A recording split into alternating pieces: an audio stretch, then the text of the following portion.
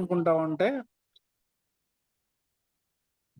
మన NLP practitioner కాకపోయింటే, NLP మన life లో లేకపోయింటే, వీడు చేసే తప్పు, వాడు చేసే తప్పు, నేను చేసేది రైట్, నాకే తెలుసు, ఇది ఇలానే చేయాలి, అది అలానే చేయాలి అని అనుకుంటాం.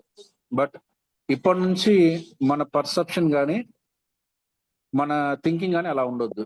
దీనికి ఒక 2 చిన్న ఎగ్జాంపుల్ చెప్తాను. అంటే behind every behaviour there is a positive intention. అంటే ఏ వ్యక్తి ఏ పని చేసినా దాని వెనకాల మేబీ బిహేవియర్ తప్ప ఉండొచ్చు కానీ ఇంటెన్షన్ రైట్ అయి ఉంటుంది. రైట్?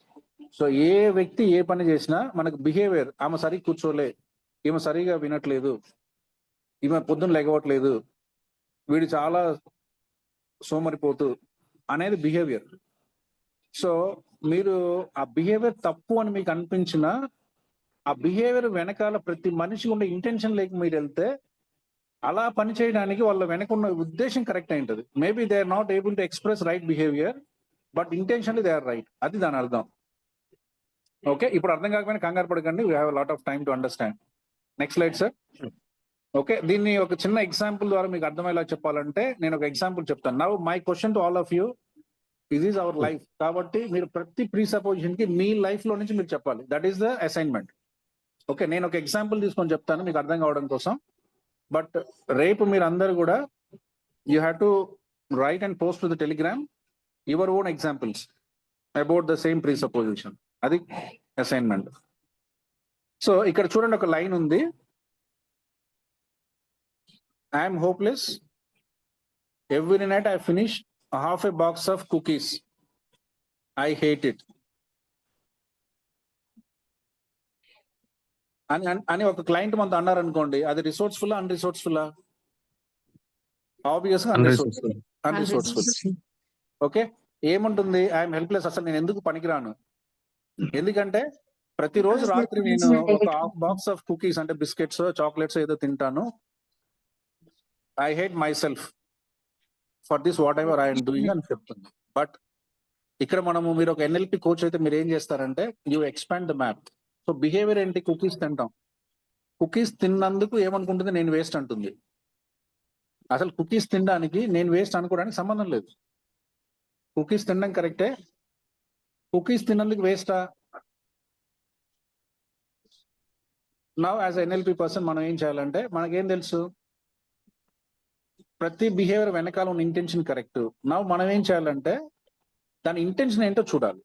సో ఒక పర్సన్ ఒక పని చేస్తున్నాడు, అన్కాన్షియస్ గా ఆమె చేస్తాం, కంట్రోల్ లేదు, కానీ చేస్తుంది అంటే ఎన్ఎల్పి ప్రకారం ఏంటి?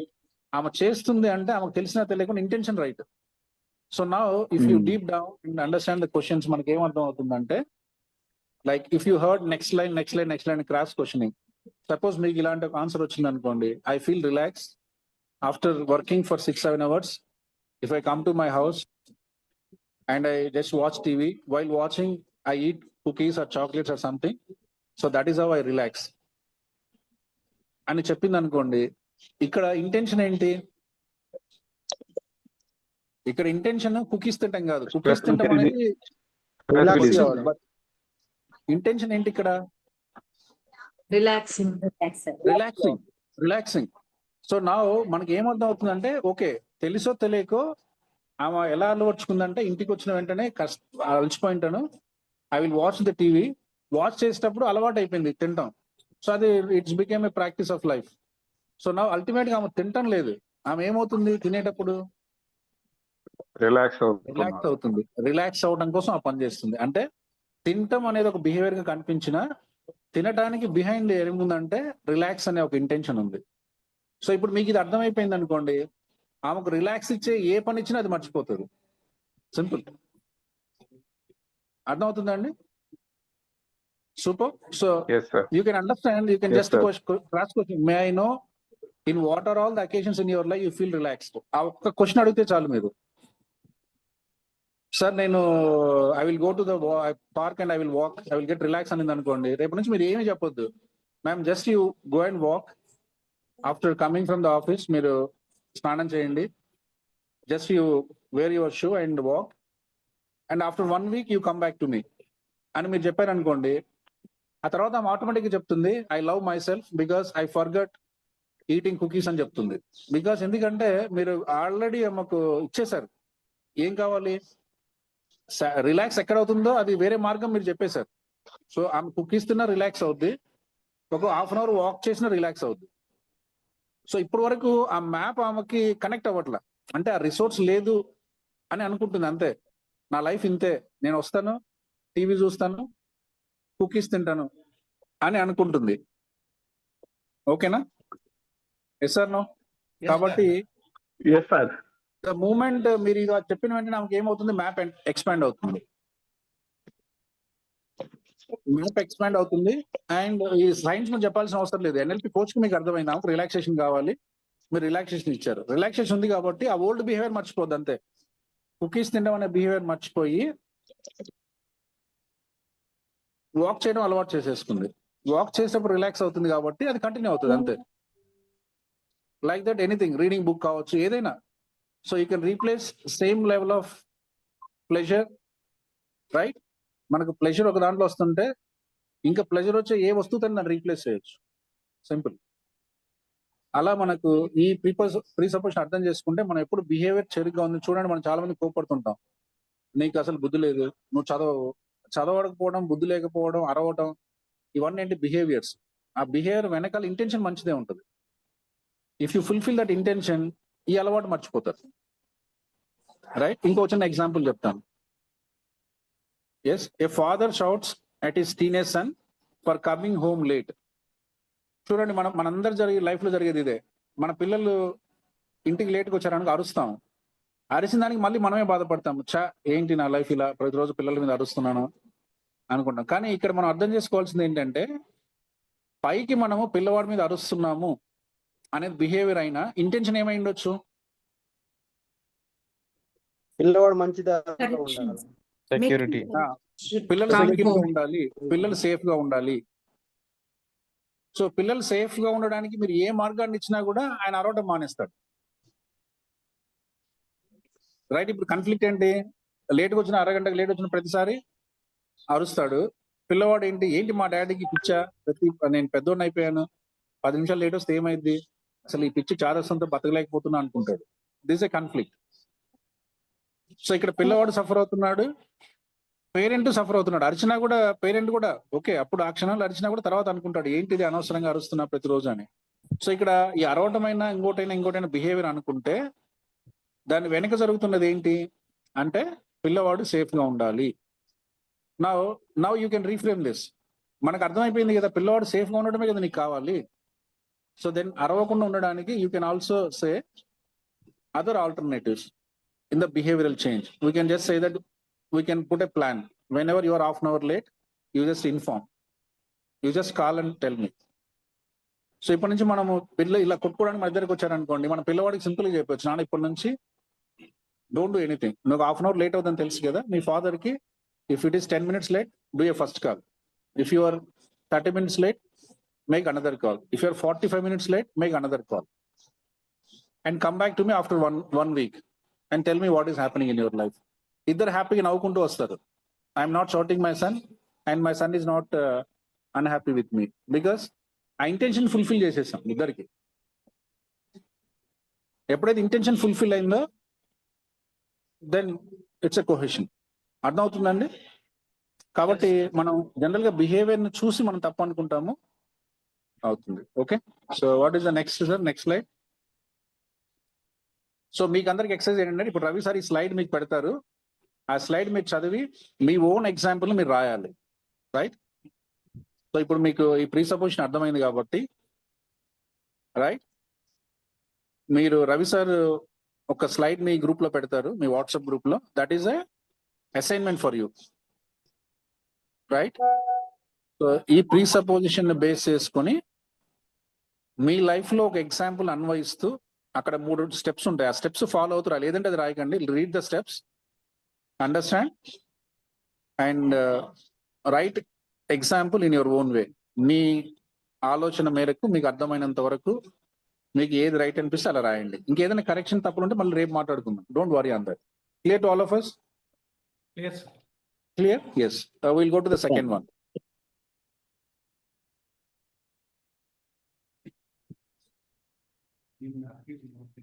So the map is not territory, right?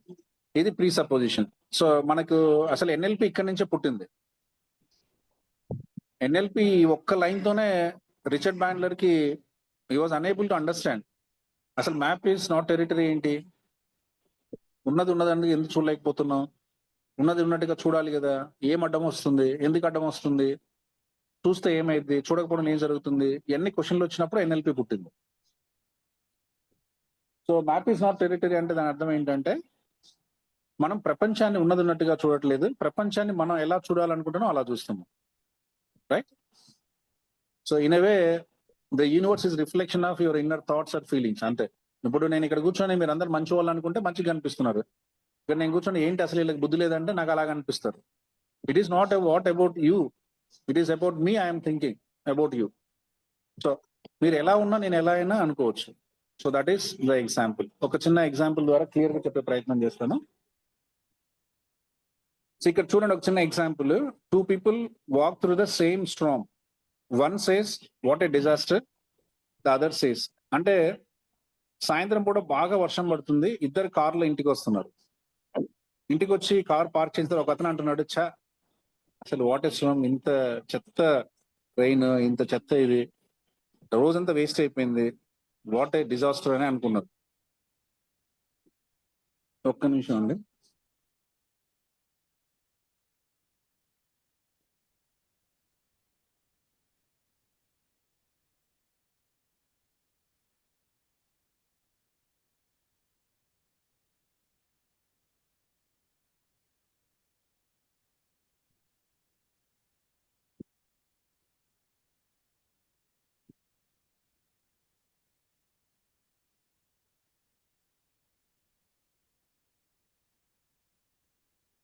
వినిపించిందా? సార్ చెప్పండి. Yes sir. ఓకే, ఇంకొక పర్సన్ ఏమనుకున్నాడంటే వాట్ ఏ బ్యూటిఫుల్ రెయిన్, ప్రతి వారానికి ఒకసారి 500 పెట్టి కారు గడిగిస్తాను, ఈరోజు ఈ ఫ్రెష్ రెయిన్ లో ఇంకా నెక్స్ట్ 2 weeks అసలు కారుకి వాష్ చేయించాల్సిన అవసరమే లేదు, ఐఎమ్ సో థ్యాంక్ యూ అనుకున్నాడు. సో అంటే ఇక్కడ ఏమైపోయింది, వాన ఒకటే, రోడ్డు ఒకటే, కారు ఒకటే. ఒక పర్సన్ ఏమో ద్వేషిస్తున్నాడు, ఒక పర్సన్ ఏమో హ్యాపీగా ఫీల్ అవుతున్నాడు, right? This is about map is not territory. అంటే బయట వాస్తవం అందరికి ఒకటే, ఒకటే కారు, ఒకటే వర్షం, ఒకటే సిటీ, ఒకటే రోడ్డు. ఒక పర్సన్ ఏమో ఇది డిజాస్టర్ నా లైఫ్ లో ఛా అనుకుంటున్నాడు, ఒక పర్సన్ ఏమో ఎంత అదృష్టం నాకు 1000 రూపాయలు డబ్బులు మిగిలింది, కార్ ఎంత క్లీన్ గా ఉంది, కార్ ఎంత శుభ్రంగా ఉంది అని అనుకుంటున్నాడు. సో ఇందులో ఏది రైట్ ఏది రాంగ్ అనేది కాదు. This is how you created the map of the universe. Okay, this is the meaning of model, this is the meaning of map is not territory. The second one, okay ఇక్కడ చూడండి. A manager reads one line text from a team member, got it. She hates it is very cold and disrespectful and get tense and draft a stern reply. ఒక manager వాళ్ళ team member సరిగా respond అవ్వట్లేదని message పెట్టింది, call చేసింది, దేనికి respond అవ్వకుండా team member I got it ma'am అని reply ఇచ్చాడు, అంతే.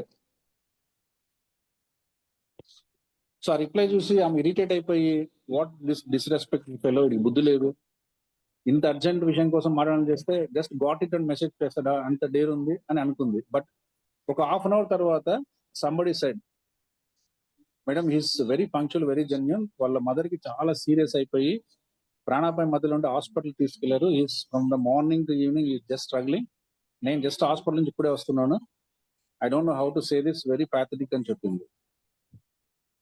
Then the message got it looks like what? అరే ఇంత సీరియస్ పొజిషన్ లో ఉండి ఇంత కష్టంలో ఉన్నప్పటికీ కూడా నేను ఒక క్వశ్చన్ అడిగితే ఈజ్ నాట్ డిజోన్ ఇట్, కనీసం అతనికి ఉన్న టైంలో అతను చేయగలిగినంత చేశాడు. How I treated him, how I thought like is very disrespectful, is very respectful guy, he has lot of value towards me and is lot of value towards the work అని అనిపిస్తుంది. ఇక్కడ ఏంటి, రైట్? మెసేజ్ పెట్టడం is the event, message పెట్టడం is event, but ఒక రిప్లైకి ఒక map లోంచి చూస్తే ఈజ్ రెస్పెక్ట్ఫుల్ అని అనిపించింది, ఒక మ్యాప్ లోంచి చూస్తే ఈజ్ డిస్రెస్పెక్ట్ఫుల్ అనిపించింది. అంటే యాక్చువల్ గా మన మ్యాప్ లో నుంచి విషయాన్ని చూస్తున్నాం, టెరిట్ లోంచి చూడట్లేదు. So this is how we can understand. So మళ్ళీ దీంట్లో కూడా ఒక చిన్న ఎగ్జాంపుల్ ఉంది, you go through it. You just Ravi sir ఇప్పుడు మీకు 2 స్లైడ్స్ మీ గ్రూప్ లో పెడతారు. మీరు చేయాల్సింది ఏంటి అంటే ఈ 2 ఎగ్జాంపుల్స్ అర్థం చేసుకొని, ఎస్ నేను కొన్ని ఎగ్జాంపుల్ చెప్పాను just to make it clear for you what it is. So me life లో ఇటువంటి ఎగ్జాంపుల్స్ 1-2 తీసుకొని ఆ స్టెప్స్ ఏదైతే నేను రాశానో ఆ స్టెప్స్ లో మీరు రాయాలి. రైట్, నేను ఒక ఎగ్జాంపుల్ తీసుకుని ఏదైతే చెప్పానో మీ లైఫ్ లో మీకు అండర్స్టాండింగ్ మేరకు ఇది థీరీలు రాయొద్దు. Don't write theories. కంపల్సరీ మన లైఫ్ లో అన్ని జరుగుతూనే ఉంటాయి. ఇవన్నీ మీ లైఫ్ లో జరిగిన ఒక సంఘటనని ఒక ఎగ్జాంపుల్ గా చెప్పండి, which is appropriate for this pre supposition. అది ఎగ్జాంపుల్, అది అసైన్మెంట్. సో అర్థమైందా? Clear to all of us. So 2 slides me group లో వస్తాయి, క్లియర్ మీకు అర్థమైంటుంది. 2 ప్రీ సపోజిషన్ చెప్పుకున్నాం, ఆ 2టికి అసైన్మెంట్స్ రాస్తే మిగతాది మనం రేపు మాట్లాడుకుందాం. Is that okay?